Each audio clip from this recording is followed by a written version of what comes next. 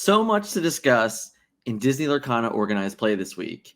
An absolute remarkable weekend that included the first official hosted Ravensburger organized play event for Constructed, along with a player from GalaxyCon deciding she didn't believe steel existed and it could not hurt her. And then, last but not least, the flute playing his way all the way down Broad Street for a victory in the largest event to date in America with Rise of the Floodborn Legal. So much to cover today. Let's get right into the meta report. This weekend, Ravensburger hosted the first official organized play event for Constructed at Pax Unplugged in Philadelphia, Pennsylvania. I, among many others, were in attendance of the 62-player registered event that did have 64 seats that were sold out weeks ago, but not everyone made it, and only 62 players end up playing. Honestly, the field was pretty wide and diverse for the majority of things, but I wouldn't be remiss to say that Ruby Amethyst was absolutely everywhere. There were 6 of them in the top 8 and probably another 5 or 6 in the top 16. They were absolutely flooding the top tables of the event. And for me personally, I played against 4 mirror matches on the day. So that can also tell you where it was along those lines. I ended up finishing 9th in the event. Scott ended up finishing 8th. The deck as a whole that we played did wonderful on the weekend, and I would recommend it to anyone, as we will get into that later on in this video. But just so people can get an understanding of how our meta looked, the other kind of listings I would say would have been a limited number of popsicle list. I didn't see very many Ruby Sapphires at all. I did play one in round 3 or 4, I believe, but aside from that, not too many of those actually around. There were a fair amount of steel decks that were in the metagame. They definitely played a huge dividends in why Amber Amethyst was not successful at our event. There was about 5 or 6 Amber Amethyst decks, and honestly, after the first few rounds, they got paired in the steel decks, and they ended up all falling down the ladder, and none of them really were successful in the event at all. Aside from that, there were a little bit of discard here and there. Not much Emerald at all in this top 8. There were 0 Emerald decks. I only played against 1 Emerald deck on the day. I didn't really hear of many others playing against any Emerald decks as well. So I think Emerald as a whole was just very underplayed across the format, in general. But all in all, the top 8 of this event were 6 Ruby Amethyst decks, 2 of which were the exact same deck list, and the other were fairly close to one another. Unfortunately, I didn't get all 6 deck lists, so I don't have every single piece of information, but I'm still trying to reach out and get it. You'll be able to find all of the deck lists in the description below with a link to our website that actually has a gallery for the deck list for each of the events today. Now, lastly, let's get into the winning deck list of PAX Unplugged. Pave Pendergrass. I'm just kidding. His name is Dave. Congrats to Dave on winning PAX Unplugged, his first place victory with Amber Steel songs featuring Flute and A Whole New World. I did not play against Dave in the event, but I did get to watch the entire top 8 and see this deck in action, where he ended up taking down not 1, not 2, but 3 Ruby Amethyst bounce list. This deck was very well tuned in that particular matchup, where he was very much leveraging Sleepy's Flute, getting Sleepy's Flute out early as possible, and then playing A Whole New World, and honestly just trying to pressure the game through 2 or 3 lore each turn while controlling the board with cards like Let the Storm Rage On, Strength of a Raging Fire, Grab Your Swords, and even when necessary, the occasional Queen or Cinderella smash. Ironically enough, for people playing this deck, it should be noted that I watched Dave spend most of his day never loring at all, only when he was going to put himself in the position to be in a winning lore count. Very often, I watch him pay all of his resources for all the songs he was playing, never necessarily exerting Cinderella when she didn't need to be, was never really offering up his Ariels or even like baby Cinderellas, in all honesty. And when he did, he always had Zimba to protect them and be the bodyguard that he is so well in tune to. Sleepy's Flute is the key component to why this particular version of this deck was so successful in the metagame. For anyone that's been playing the traditional Amber Steel game with Stitches or with the new Legendary Beast, there are so many other additions that have come into play here that honestly didn't make your matchup into Ruby Amethyst or Ruby Sapphire any better. Because of that, Sleepy's Flute kind of took on a new role and being able to put you in a position to be the aggressor where Ruby Amethyst didn't have an actual answer to your flute. Honestly, had I not sat and watched the majority of all of Dave's game in top 8, I wouldn't get a full understanding of how this deck was so successful. The fun thing about this list is that it absolutely has the ability to just curve and steamroll your opponent like the normal Amber Steel version, but the ability to audible into this more controlling flute lore deck is really what paid the dividends in the top 8, the top 4, and the finals. Each of his opponents that I played against were very impressed by how good Sleepy's Flute was really in this particular matchup. What's really fun about this, again, is that sometimes you're gonna just have a Cinderella into a queen, into a big queen, protected by Zimba, by Cinderella, just singing multiple songs, keeping your opponent off the board, keeping them away from being able to bounce cards with Snake or with Fox, and always kind of keeping yourself protected. Obviously, this has a wonderful matchup into all of the more aggressive list, and it's very likely that it's still okay into the items list, although would be slightly more problematic if they are running Judy's and understand that they're supposed to Judy your flute, because giving you a card for Judy is way better than ever letting you continuously gain lore. All in all, Dave performed exceptionally well. He played this deck flawlessly, able to only have one loss on the weekend through the 6 rounds of Swiss and the top 8, which is enough to say that this deck list should definitely be on everyone's radar moving forward. And if you're not with it, you should definitely start looking for answers against it. The second place deck list was played by Steve Silverman and Marcus. Both of them finished first and second overall in the Swiss rounds and were both defeated by the Amber Steel list that we just showed. You can see this deck is absolutely straightforward, a certain 15 card deck that are all 4-ofs for the absolute most out of what you're trying to do. Rather than picking apart the list and trying to add 1s and 2s or 2s and 3s and trying to perfect it in some other way, they went with consistency, and as far as I'm concerned, it paid off pretty well. Finding themselves in the top 8 and second place overall is enough to say this deck was truly successful on the weekend. It's no shock to anyone to see Amethyst bounce doing so well in a metagame. We're all at the point now in understanding that if this is your first time seeing these reports and seeing how successful Amethyst has been, I assure you this will not be the last time.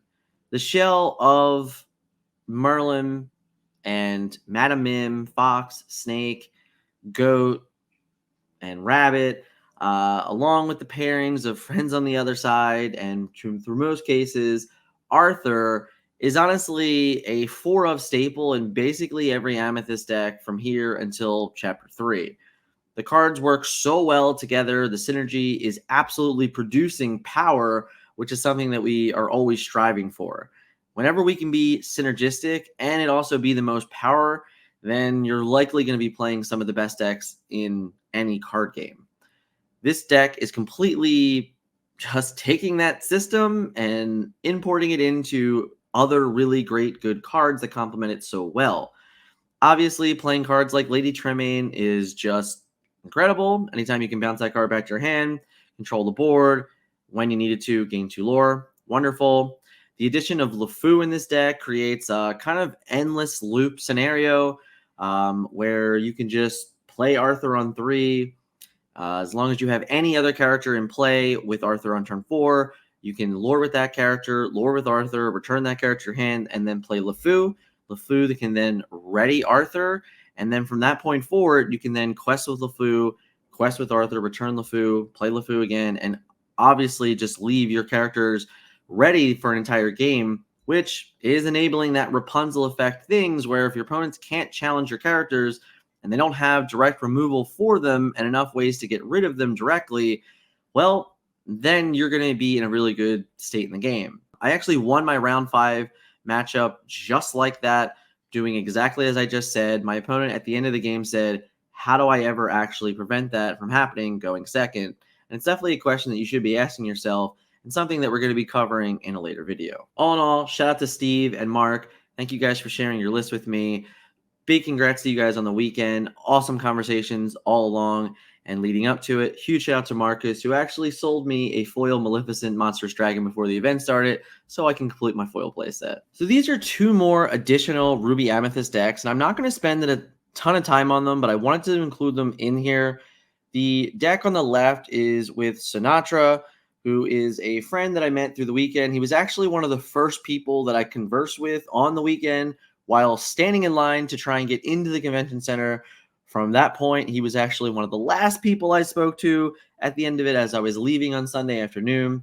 Great conversations, and if you're looking forward to hearing more about his list in particular, you should hit subscribe because I'm going to be interviewing him, discussing this list at length. And then, of course, on the right is the Forbidden Mountain Bounce Control list. This is the deck that we played this weekend to a top 8 finish and a 9th place finish. And Scott and I will be discussing this on the next podcast. Lots to be seen here, lots of different takes, definitely different decisions by every play group involved between the last deck shown and these 2 decks. You can see there are plenty of ways to build this deck and be successful with it.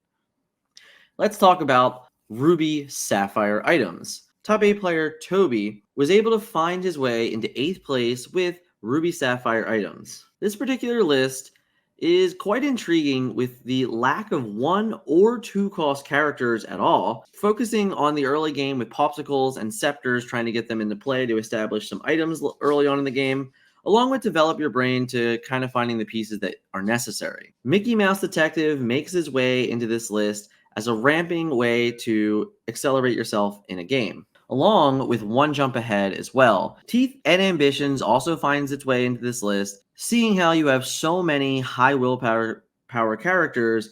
The 2 damage when necessary simply is a way to remove pesky things like Pinocchios and Lilos later on in the game. As I said, there really wasn't too much item list at PAX Unplugged. Quite shockingly enough, I played against one of them. I never saw another one. This was the other one in top 8. I did not play Toby either, but I don't know how my opponent ended up doing in the event as well. All in all, the event was really heavily populated with Ruby Amethyst control, and this deck's matchup into that isn't really favorable. Yes, the deck has the ability to draw a bazillion cards, but even though it looks like it has a ton of removal, because of the bounce package from Amethyst, you're actually able to leverage this deck out of the game pretty easily. And rabbits and friends on the other side is more than enough draw power to also consistently keep up with the draw power of this. Lastly, normally when this deck has to play Be Prepared, you end up having characters in play that you don't mind going away because when they're banished, they also do things. All in all, you can set yourself up for a pretty easy endgame against this deck and really forcing them into having multiple Be Prepared on several different turns or just an honestly complete fear of way of losing the game. Again, shout out to Toby for a top 8 at PAX Unplugged. Played very well, had a tough matchup in the top 8, but listen, for me, in any event that you ever play in, when you make top 8, that's about as much as you can ask for. So congrats to you, sir. Hope to see you again down the road. PAX Unplugged was an absolute blast. I had so much fun. If you're looking for a full report of the entire event, it will be on our website this week. Again, link will be in the description below. I'll also have a write-up about the starter deck tournament. I was able to 3-0 in that event and win some really insane prizes, but I do think it's fun to at least touch on the starter deck format an understanding of how I felt about it and things like that. Didn't feel it was right for a whole video, but there's going to be an article on the website, so definitely check out that website. You can also subscribe to the website so you can know whenever a new article is posted there as well. Lastly, if you're brand new here, you like this information, we got more to come. We're going to be discussing GalaxyCon in just a few moments. Hit that subscribe button because this is what we do every single week here on this channel. Last but not least, everybody watching the video, enjoying the information, smash that like button. Hit me up in the comments. What was the most shocking deck list you see in a top 8 from this weekend? And if I don't cover it here, make sure you link it in the list below. I know there was one case that were also had this weekend. I didn't see too much information on them, to be honest, but if you have information, please hit me up in the comments and let me know what won your tournament, what you played in your tournament, and all that fun stuff. Let's get into GalaxyCon. Lorcana OP Tour Columbus made its way to the Greater Columbus Convention Center at GalaxyCon this past Saturday. 45 registered players played for the grand total prize pool, and there were some very interesting lists that came out from it. What's quite interesting about the metagame from GalaxyCon, not to surprise too many players, but there were 16 Amethyst Ruby decks and 10 Ruby Sapphire decks. So that means more than half of the tournament was Ruby paired with either Amethyst or Sapphire. Now, there were 4 Ruby Amethyst decks that made top 8, but only 1 Ruby Sapphire. Among that, there were also 6 Amethyst Steel decks. Among that, there were 6 Amber Amethyst aggro decks, which one of was the winner of the event that we'll be discussing in a moment. 1 Sapphire Steel deck, 1 Emerald Steel deck, 1 Emerald Sapphire deck, and then 3 Amber Sapphires and 3 Amethyst Emeralds, and only 6 Amber Steels. So obviously this event coming in with 16 Ruby Amethyst decks can kind of just tell you how unbelievably powerful the deck really is. I do think it's way stronger than it was in Chapter 1. I do think that it's currently 100% the best deck. I understand that it did not win either event this weekend, and we can discuss that in the podcast of why we still can say it's the best deck. However, until further notice, 6 in top 8 at Philadelphia, 4 top 8 here, 5, I believe, a few weeks ago. It's very, very easily stacking up to be the most consistent deck in the metagame so far. And for that, it's definitely something that you need to be honestly 100% sure of your matchup and understand what you need to do to be able to compete with that deck and be able to do what Dave and Kate were able to do in winning their events, not playing that list. Let's look at Kate's list. Kate Kellerell won PPG Galaxy Con with Amber Amethyst aggro. For those of you that have not seen this list before, it's very similar to the same core bounce archetype that most of the Ruby decks are playing. However, it's leveraging Amber as a more aggressive strategy, utilizing Zimba as a bodyguard character while gaining Cinderella for cheap song efficiency, along with Doc making your cards cost less, pairing with the ability to have Lilo and Maleficent as 4 1-cost 2-lore characters that complement the Pinocchio as a 2-cost 3-lore character. What Bounce does for this particular deck with Snake and Fox is the ability to continuously hide your high-lore characters, such as the Lilo, Maleficents, and Pinocchios, in addition to getting the additional effects from Merlin Goat and Merlin Rabbit when you return them. Along with Arthur adding in just another 3-lore character that helps you protect the other characters I had mentioned previously, this deck is all about leveraging pressure. Getting onto the ground early, pressuring your opponent into bad positions in the game, and forcing them to have certain outs or simply lose the game before they ever actually get started. This is honestly a deck that I test played a ton going into Philadelphia. This is not the exact version or list that we had played, but it's close enough to say I totally get where Kate was in the metagame here. What I honestly believed, and I said this, is that the moment you're playing this deck and your opponent inks a steel card, your chances of winning that matchup go down about 20%. Steel is so efficient into this deck, and it's the reason why this deck is not going to be flat out running any metagame. Honestly, with the particular winners in these events this weekend, it truly shows exactly how well-rounded the metagame might actually be.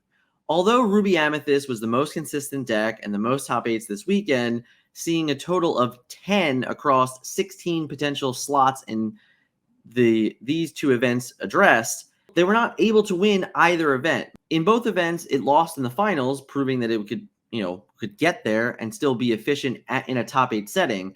However, Amber Amethyst showing its way of how it can rush past and win games under the ground before Ruby Amethyst can ever really get going, while utilizing additional draw power and protectors and the ability to hide your Pinocchio and hide your Leelas and hide your Maleficents. And when Ruby Amethyst weren't playing Teeth and Ambitions to kind of find a way to get rid of those 1/1 characters while they were ready, could definitely show problems for them. On the other side, we had Amber Steel get low to the ground and a long game with flutes, along with being able to honestly flat out win any matchup against aggro for Amber Amethyst. All in all, you can see a true rotation of that metagame just within the two winning deck lists and the most popular deck list with Succession. Just wanted to point that out because I think it's very interesting state of meta where we are. And I think it's going to be very interesting to see how often certain numbers of these decks increased. Will there be more Amber Steel decks now that it won? Will there be more Amber Amethyst decks now that it won? And how will that affect the overall scope? Time will tell, but it's definitely the one thing that I am looking forward the most. Let me know in the comments how you feel about these two winning deck lists. The lone Emerald deck in the top 16 decks of the weekend comes in the form of, yet again, Amethyst Emerald Aggro. Once again, you can see this list and its glaring understanding that Amethyst Bounce is absolutely oppressive. Now seeing that the Madame Mim Merlin combination for Bounce was able to give success to not only Ruby, not only Amber, but also Emerald, finding its way into the top 8 over and over again across different ink combinations. There's just no shock to me whatsoever here again that this deck likely won just as many games with simply playing its Amethyst cards, that the Emeralds weren't even necessary to be there. However, adding in Enchantress and Flynn Rider for more 2-lore characters is wonderful. Adding in Donald Duck for additional draw along a 2-lore character is great. Having the ability to add on cards like Cusco and Genie as uninkable, evasive, or ward options, also a wonderful addition. This deck also utilized Sorcerer's Spellbook as a way to close out games against Ruby Amethyst that simply do not have answers to this.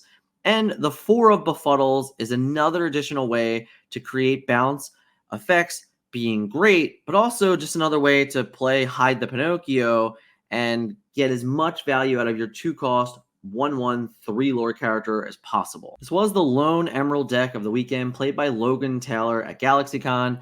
Shout out to you for definitely being the difference maker in these lists, finding a way to get there with Emerald and be out there for Team Emerald and the Emerald World Order, of course. In all honesty, I'd love to hear what your matchups are. If you ever catch me or you want to hit me up in messages, I'd love to know how your event played out and how you found yourself in top 8. This is a list that Amethyst is so strong. The decks, the power and synergy of the bounce mechanics are so great. However, we definitely have seen more success through Ruby and through Amber with the addition of those inks, and not so much as Emerald. If you ask me, this might actually even be the 4th best version of Amethyst, as I might even put Steel one step above this one. All in all, shout out to you. Congrats on your incredible weekend, and I'm glad you were able to find your way into a top 8 at GalaxyCon. What are the best cards to react to the metagame after this weekend? It's honestly a really wonderful question. This weekend laid claim to 2 of the bigger reported events in America so far, one being PAX Unplugged, the other being GalaxyCon. Ruby Amethyst was everywhere. Amber Steel was there in numbers, but it was only limited success, being really held up by the winning deck of PAX Unplugged. Amber Amethyst also was able to sneak in a win, per se, in a world where there was less steel decks to compete against. Like I said before, Amber Amethyst is a really good deck at pressuring the game. It's very good into Ruby Sapphire. It's very good into Amethyst Ruby. And honestly, it's very good into any deck that's not steel. The big problem is the moment your opponent inks a steel card, your matchup probably goes down 20% almost instantly because their removal is so effective against you that it's really hard to kind of get combat against it. So my question, of course, is going to be, what are the things that we need to do to react?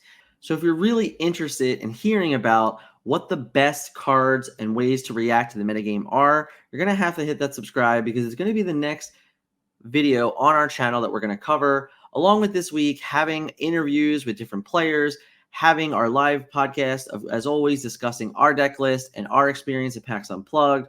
So many great reasons to hit that subscribe button if you're interested in hearing more about the meta in general as a whole, and of course, organized play across as many events that we can find.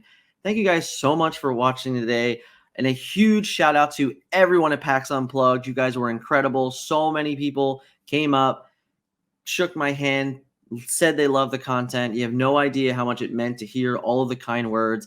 I had so many wonderful conversations, met so many new people, and honestly, so many more friends that I cannot wait to see at future events down the road.